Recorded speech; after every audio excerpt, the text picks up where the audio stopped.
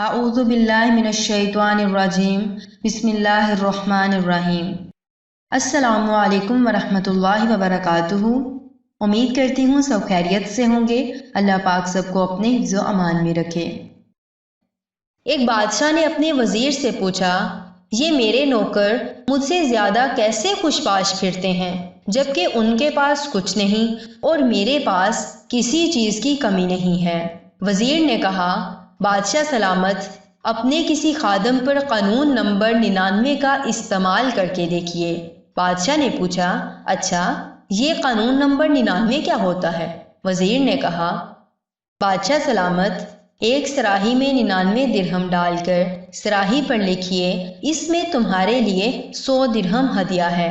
رات کو کسی خادم کے گھر کے دروازے کے سامنے رکھ کر دروازہ کھٹکھٹا کر ادھر ادھر چھپ جائیں اور تماشا دیکھ لیجئے۔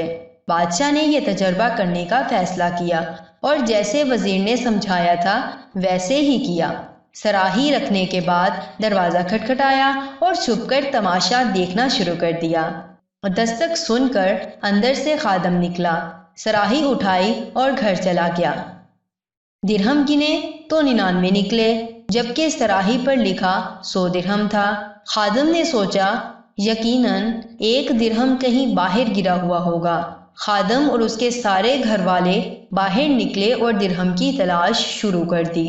ان کی ساری رات اسی تلاش میں گزر گئی۔ خادم کا غصہ اور بے چینی دیکھنے لائق تھی۔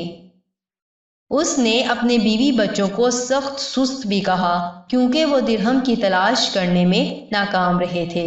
کچھ رات صبر اور باقی کی رات بک بک اور جھک جھک کرتے میں گزر گئی۔ دوسرے دن یہ ملازم محل میں کام کرنے کے لیے گیا تو اس کا مزاج مکدر، آنکھوں سے جگراتے، کام سے جھنجھلاہٹ، شکل پر افسردگی عیاں تھی۔ بادشاہ سمجھ چکا تھا کہ 99 کا قانون کیا ہوا کرتا ہے۔ لوگ ان 99 نعمتوں کو بھول جاتے ہیں جو اللہ تبارک و تعالیٰ نے انہیں عطا فرمائی ہوتی ہیں اور ساری زندگی اس ایک نعمت کے حصول میں سرگرداں رہ کر گزار دیتے ہیں جو انہیں نہیں ملی ہوتی، اور وہ ایک نعمت بھی اللہ کی کسی حکمت کی وجہ سے رکی ہوئی ہوتی ہے جسے عطا کر دینا اللہ کے لیے بڑا کام نہیں ہوا کرتا۔